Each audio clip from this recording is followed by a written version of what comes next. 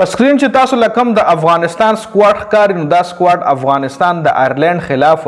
د 5 ون ډے میچونو د پاره اناونس کړی دی. د دې سکواډ کپتان رحمت شاه دی جی. تاسو آلریډي معلومه ده حشمت الله شاهدي د کپتانۍ نه لرې کړلی شو او د افغانستان د ون ډے او د ټیسټ کپتانی رحمت شاه له ورکړل شوه. وایس کیپټن ورسره رحمان الله ګورباز دی. په دې ویډیو کې مونږه په دې سکواډ هم ډیټیل سره خبره کوو او د میچونو شیډیول در سره هم شریکوم چې افغانستان به دغه 15 میچونه په سیم تاریخ باندې د آیرلینډ خلاف کوي او دا میچ چې کوم دی دا په آیرلینډ کې دی جی. د افغانستان لوبډله به آیرلینډ ته ځي او هلته به دا میچونه کوي او آیرلینډ لا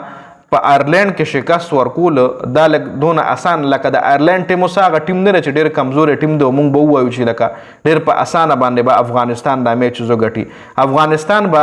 لږ محنت کوي او افغانستان ته په دې سیریز کې یو میچ خامخا ګټل پکار دی. په دې سیریز کې افغانستان کچري الله مکه ټول میچونه بایلل نو بیا به د ورلد کپ کوالیفای کېدو دپاره افغانستان کوالیفاینګ راوند کوي جی. ویسټ انډیز به هم کوالیفاینګ راوند کوي نو ورلد کپ له ډایرکټ کوالیفای کېدو دپاره دا سیریز افغانستان ته په غټ مارجن باندې ګټل پکار دی.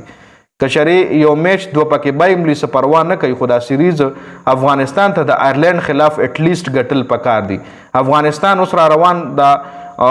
2029 کې د ون ډے ورلد کپ ته نو هغې دپاره به د افغانستان لوبډله اوس خپله تیاری شروع کوي.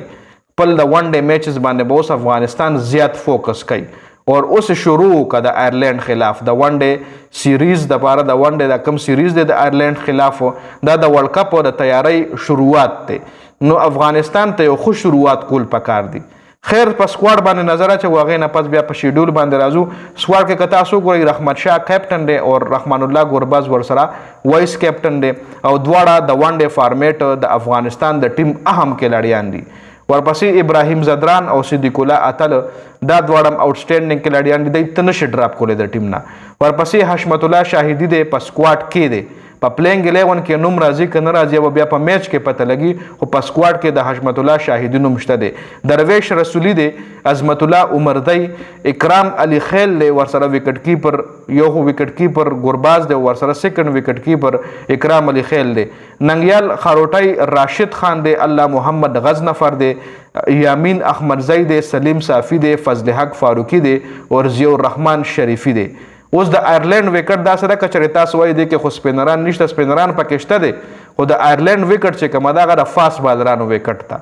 په هغې باندې به ته فاسټ بالران ځان سره ضرور 3-4 فاسټ بالران به ځان سره ته خامخا په سکواډ کې ساتي.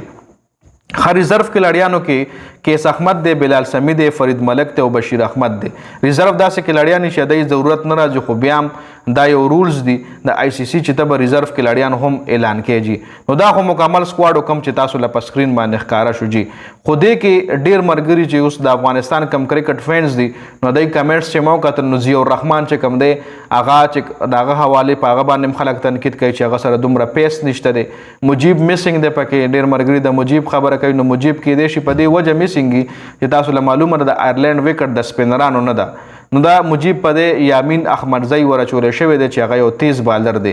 دې نه علاوه په سکواډ کې ډېر خلک د نبي ډیمانډ هم کوي چې نبي پکې ولې نشته دی نو نبي کېدی شي خپله ریسټ کړي وي ځان یې په ریسټ کړي وي یا افغانستان کرکټ بورډ نبي له ریسټ ورکوي نوي کلاړیان نوجوان کلاړیان ازماوي نو نبي هم ډېر غټ کرکټ وکړو زما په خیال د نبي د ریټایرمنټ وخت هم راغلی دی جی. د نبي ډیمانډ هم خلکو کړی دی. دې نه علاوه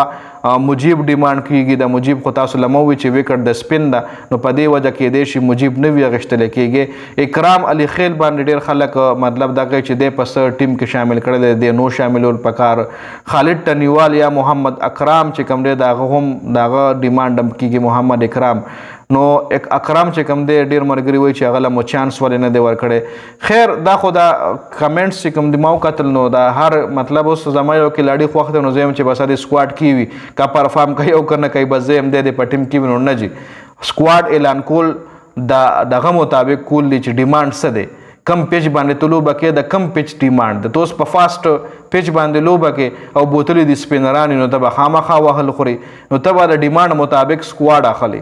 تبه د هر چا خلو ته نه ګوري جی خدا خو مکمل سکواډ دی نه علاوه 15 ون ډے میچز دی ډومنه ون ډے میچ په 15 اگست باندې دی یعنی د اتمه میاشت په 15 تاریخ ته دویم چې کوم دی هغه بیا په اوم دی دریم بیا په لسم دی سلورم بیا په 12 دی او 15 میچ بیا په 15 دی دا د اگست په میاشت یعنی اوس خو د جولای میاشت ده د نه پس چې کومه میاشت د اگست میاشت دا نن پکې شپږ وشتم ک 15 تاریخ ته نن پکې 15 تاریخ ته نو دې کې دا شپږ ورځې دی کې دی او بیا 15 ورځې تقریبا یو لس ورځې پس په د افغانستان او د آیلند د ون ډے دا سیریز شروع کیږي جی نو دا مکمل سکواډ تاسو له سکرین باندې ښکاری نوې کیپټن نوې سفر ګورو باچ رحمت شاه او رحمان الله ګورباز خپل لوبډلې ته یو څنګه سٹارټ ورکړي دا ون ډے ورلد کپ 2027 د پاره څنګه تیاری کوي نو ګورو بر څنګه مطلب د پلان سره د پلینګ 11 کم زه فوکس کوي کلاډیان کم دي خیر دا اپډیټس دي حواله سره کستاسو سره وي نو کمنټ کولای شئ جی